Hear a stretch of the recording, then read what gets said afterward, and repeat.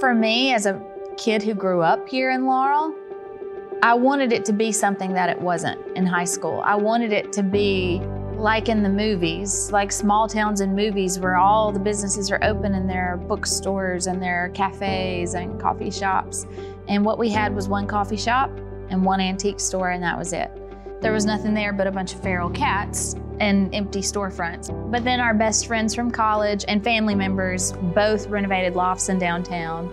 And we just decided, if we want this place to be better, if we want it to be a healthy, thriving downtown, we need to put our money where our mouth is, and we also need to tell the story of what is special about it. So when we were all newlyweds, we all had apartments just a couple streets over downtown. And after 5 o'clock, there was the 6 of us and a bunch of stray cats, and that's all that was downtown. And so it's kind of cool now to see those what ifs that we imagined back then kind of come to fruition. We got involved with Laurel Main Street. Ben was president for a time, and I did graphic design work pro bono. Anything that Laurel Main Street needed, I designed for free. Their infectious excitement about rebirth and regrowth in our town kind of caught on. The events that's what we kind of figured out early on was our thing, where we were going to do as many events as possible. It took people dedicating long hours, not just us, but a lot of people dedicating long hours to these events to make them into something that people wanted to come to. And now they're generating their own volunteers and their own, people want to participate in them. City government changed a lot at that time. We got a mayor who cared very much about downtown Laurel, and that was a big boon to finding partnerships between Laurel Main Street and city government. And businesses. The economy flourished because of the new businesses came in. People are all over the streets in downtown. People are buying homes in Laurel, Mississippi. I'm fortunate enough to be sitting in this seat right now because you couldn't have chosen a better time to be mayor in the city of Laurel, because Ben and Erin have put us on the map. Children's of Mississippi is a 250-bed children's hospital. We're the only one in the state. It's been outstanding that they've decided to support the Children's Hospital. Our staff, our physicians that have engaged with them have just really appreciated their support. Erin started a blog, and every blog put Laurel in the best light possible. She would pick the best thing every day and highlight that in her blog, in her own life. And it was a way really to be thankful, to count the positive things. And she stuck with it, and she said, "Mom, this is gonna pay off. I just know it is."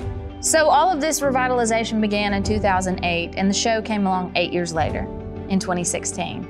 It was a producer reached out, and we thought, she wants fancy stationery. I owned a stationery company at the time.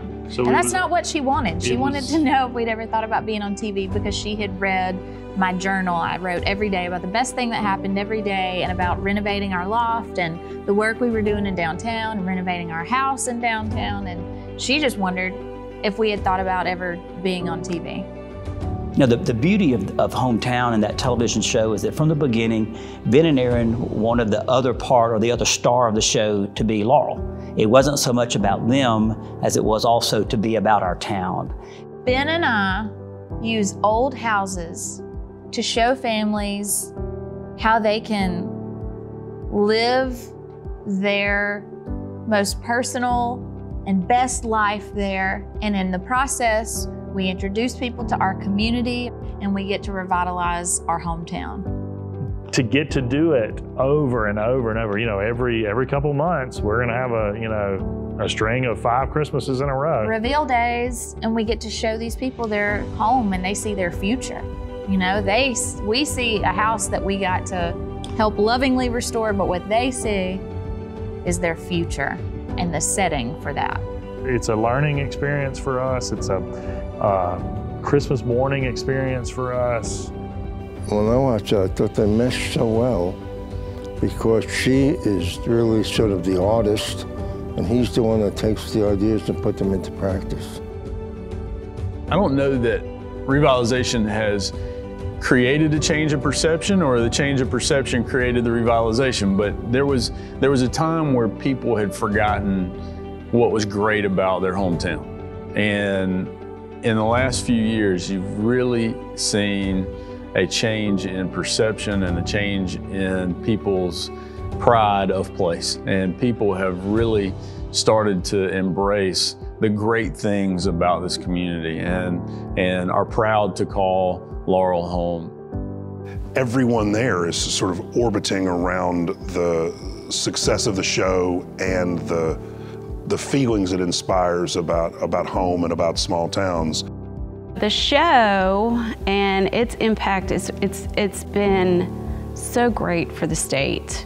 I think that people outside and beyond can see the creativity that happens here. They are helping the state of Mississippi to be recognized for the creative thinkers and the individuals that come out of this place.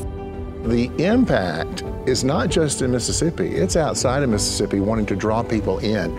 We're one of the top states in philanthropy, we're one of the top states in kindness and hospitality, and we try to emphasize all those positive things. And I think that Erin and Ben have done that beautifully, because if we've got people on the outside of this state thinking of moving into it because of what's happening in Laurel, how much more positive statement can be made? We are so thankful, and just to be mentioned in the same list as Olivia and Archie Manning and B.B. King and Morgan Freeman feels outlandish. Erin and I, we stumble into this sort of thing quite often where they're like, what's it like being honored?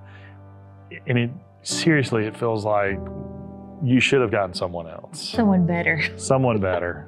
But thank you. Yes. Thank you so much for honoring us. This is a tremendous honor. Our mamas and daddies are real proud.